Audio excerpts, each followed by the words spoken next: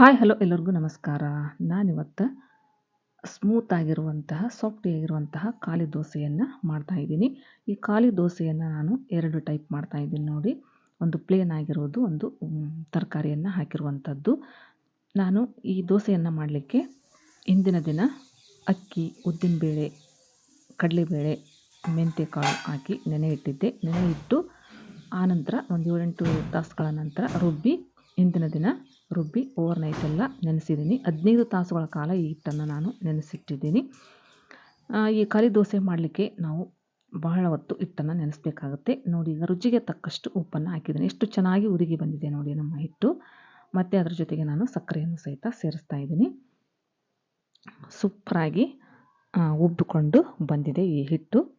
ನೀವು ಬೇಕಿದ್ದರೆ ಸೋಡಾವನ್ನು ಸಹಿತ ಹಾಕಬೇಕು. ನಾನು ಇದನ್ನು ಸಾಕಷ್ಟು ನೆನೆಸಿರುವುದರಿಂದ ನಾನು ಇದಕ್ಕೆ ಸೋಡಾವನ್ನು ಸೇರಿಸ್ತಾ ಇಲ್ಲ, ಹಾಗೆ ಮಾಡ್ತಾ ಇದ್ದೀನಿ. ನೋಡಿ, ನಾನು ರೆಡಿ ಮಾಡ್ಕೊಂಡಿದ್ದೀನಿ. ನೀವು ಬೇಕಿದ್ದರೆ ಒಂದು ದಿನ ದೋಸೆಯನ್ನು ಮಾಡಿ ಮಾರನೇ ದಿನ ಸಹಿತ ಈ ಖಾಲಿ ದೋಸೆಯನ್ನು ಮಾಡ್ಬೋದು. ಯಾಕಂದರೆ ಹುಳಿ ಆಗುತ್ತೆ. ಹುಳಿ ಇರಬೇಕು ಈ ಹಿಟ್ಟು. ಖಾಲಿ ದೋಸೆ ಮಾಡಲಿಕ್ಕೆ ಹುಳಿ ಇದ್ದರೆ ಚೆನ್ನಾಗಿರುತ್ತೆ. ಬೇಕಿದ್ದರೆ ಸ್ವಲ್ಪ ಮೊಸರನ್ನು ಸಹಿತ ಸೇರಿಸ್ಕೋಬೋದು. ನೋಡಿ, ಈ ಸ್ಪೂನಿಂದ ಈ ರೀತಿ ಬಿಟ್ವಿ ಅಂದ್ರೆ ನಮ್ಮ ಖಾಲಿ ದೋಸೆ ಸ್ವಲ್ಪ ದಪ್ಪ ಇರ್ಬೇಕಲ್ರಿ, ಹಂಗಾಗಿ ಈ ರೀತಿ ಬಿಟ್ಟರೆ ಸಾಕು. ನೋಡಿ, ನಮ್ಮ ಖಾಲಿ ದೋಸೆ ರೆಡಿ ಆಗುತ್ತೆ. ಇದನ್ನು ಸ್ಪೂನಲ್ಲೇ ಆಡಿಸ್ಬಾರ್ದು, ಪೇಪರ್ ದೋಸೆ ಥರ ಮಾಡಬಾರ್ದು. ಈ ರೀತಿ ಸ್ಪೂನಿಂದ ಬಿಟ್ಟರೆ ಅಂದ್ರೆ ಒಂದು ಮುಚ್ಚಳ ಮುಚ್ಚಿ ಹವೆಯಲ್ಲೇ ಬೇಯಿಸಬೇಕು. ಇದನ್ನು ಸ್ವಲ್ಪ ದಪ್ಪ ಇರುತ್ತಲ್ಲ, ಹಂಗಾಗಿ ನಾವು ಹವೆಯಲ್ಲಿ ಬೇಯಿಸಬೇಕಾಗುತ್ತೆ. ಆನಂತರ ನಾನು ಎಣ್ಣೆಯನ್ನು ಸಹಿತ ಇದಕ್ಕೆ ಸೇರಿಸಿದ್ದೀನಿ. ನೋಡಿ, ಎಷ್ಟು ಚೆನ್ನಾಗಿ ಓಲೋಲಾಗಿ ಸೂಪರಾಗಿ ಬೆನೀತಾ ಇದೆ. ಹವೆಯಲ್ಲಿ ಬೆಂದಿದೆಯಲ್ಲ, ಎಷ್ಟು ಚೆನ್ನಾಗಿ ಕಲರ್ ಚೇಂಜ್ ಆಗಿ ಕಾಣ್ತಾ ಇದೆ ನೋಡಿ. ಈ ರೀತಿ ಹವೆಯಲ್ಲೇ ಈ ಮುಚ್ಚಳ ಮುಚ್ಚಲೇಬೇಕು ಈ ದೋಸೆಯನ್ನು ಮಾಡಲಿಕ್ಕೆ, ಅಂದ್ರೆ ಸ್ಮೂತಾಗಿ ದೋಸೆ ಬರುತ್ತೆ ಈ ಖಾಲಿ ದೋಸೆ.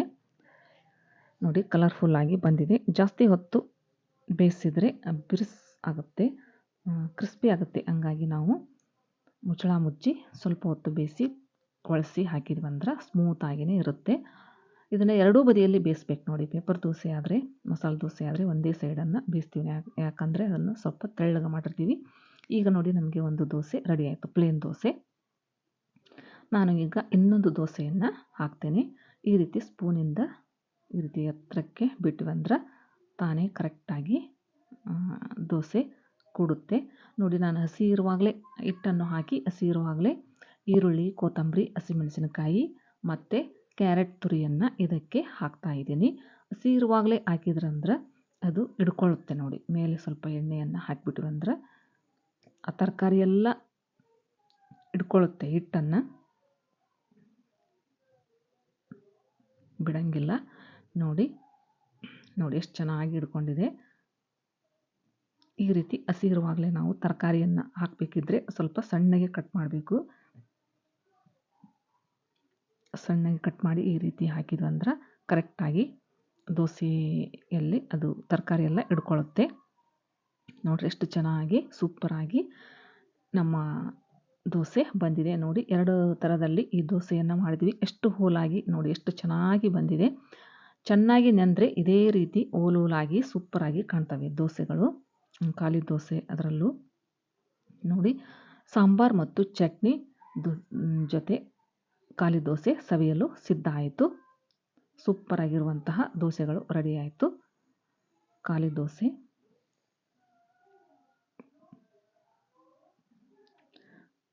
ಸಾಫ್ಟಾಗಿ ಸೂಪರಾಗಿ ಸಖತ್ತಾಗಿತ್ತು ನೋಡಿರಿ. ಟೇಸ್ಟ್ ಕೂಡ. ನಾನು ಮಾಡೋ ರೆಸಿಪಿ ನಿಮಗೆ ಇಷ್ಟ ಆಗಿತ್ತಂದರೆ ಪ್ಲೀಸ್ ಒಂದು ಲೈಕ್ ಮಾಡಿ, ಶೇರ್ ಮಾಡಿ. ಹೊಸದಾಗಿ ನೋಡೋರು ನನ್ನ ಚಾನಲನ್ನು ಸಬ್ಸ್ಕ್ರೈಬ್ ಮಾಡಿಕೊಂಡು ಸಪೋರ್ಟ್ ಮಾಡಿ. Thanks for watching.